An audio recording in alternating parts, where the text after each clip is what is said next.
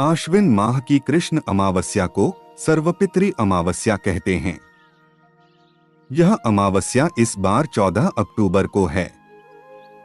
इस दिन पितृपक्ष का समापन होगा।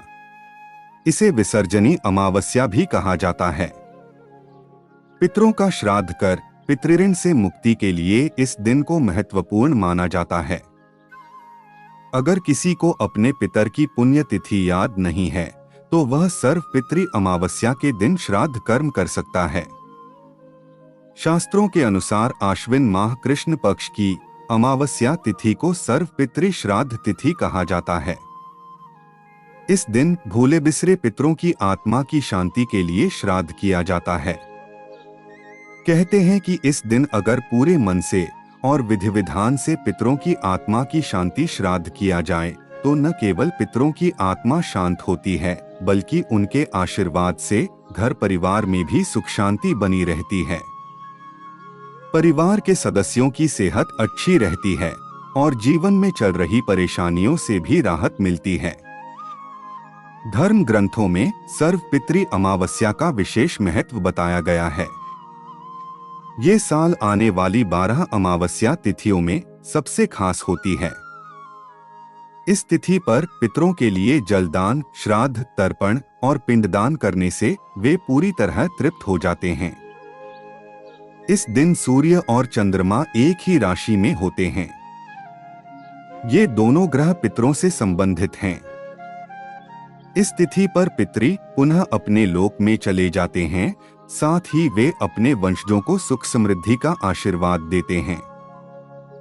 सर्वपितृ अमावस्या की तिथि।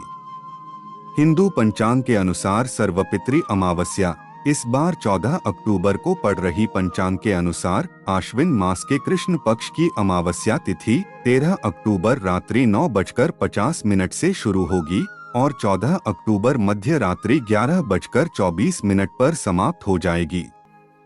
उद्या तिथि के अनुसार 14 अक्टूबर को सर्व पितृ अमावस्या मनाई जाएगी। इस दिन श्राद्ध तर्पण के लिए 3 मुहूर्त बताए गए हैं, जो सुबह 11:44 से दोपहर 3:35 तक रहेंगे। इस अवधि में किसी भी समय पूर्वजों के लिए पूजा, तर्पण, दान आदि किया जा सकता है। सर्व पितृ अमावस्या का महत्व। हिंदू धर्म में अमावस्या तिथि का विशेष महत्व होता है। शास्त्रों में अमावस्या तिथि को पितरों का तर्पण करने का खास होता है।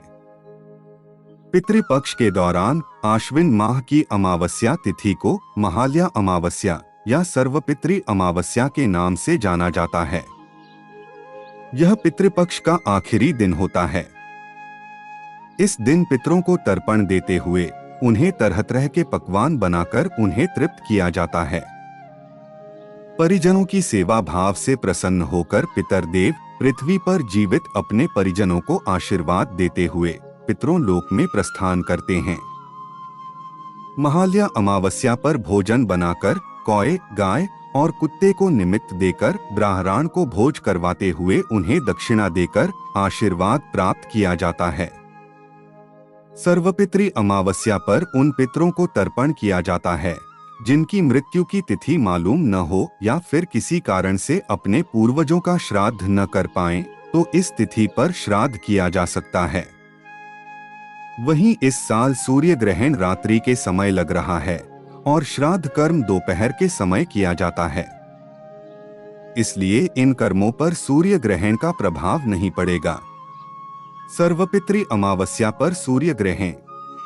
पंचांग के अनुसार आश्विन माह की सर्वपितृ अमावस्या के दिन साल का दूसरा और आखिरी सूर्य ग्रहण भी लग रहा है। सर्वपितृ अमावस्या पर सूर्य ग्रहण रात 8:34 से अगले दिन प्रातः 2:25 तक रहेगा। यह वलयाकार सूर्य ग्रहण होगा, जो भारत में दिखाई नहीं देगा और इसका सूतक काल भी मान्य नहीं रहेगा। अमावस्या पर करें सभी पितरों का श्राद्ध। किसी कारणवश आप अपने मृत परिजनों का श्राद्ध उनकी मृत्यु तिथि पर न कर पाएं, तो सर्व पितृ अमावस्या पर उनकी आत्मा की शांति के लिए श्राद्ध, पिंडदान, तर्पण आदि कर्म कर सकते हैं। यह श्राद्ध पक्ष की अंतिम तिथि होती है। धर्म ग्रंथों के अनुसार इस तिथि का विशेष महत्व बताया गया है। इस बार सर्वपितृ अमावस्या 14 अक्टूबर को है। अगर आपने तिथि के अनुसार पितरों का श्राद्ध किया भी हो तो इस दिन भी श्राद्ध करना चाहिए। पृथ्वी लोक से विदा होते हैं पितर। आश्विन माह की कृष्ण अमावस्या को श्राद्ध का अंतिम दिन होता है।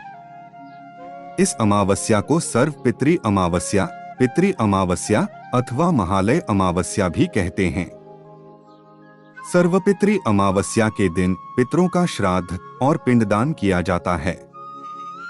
इस दिन पितृ पृथ्वी लोक से विदा लेते हैं, इसलिए इस दिन पितरों का स्मरण करके जल अवश्य देना चाहिए।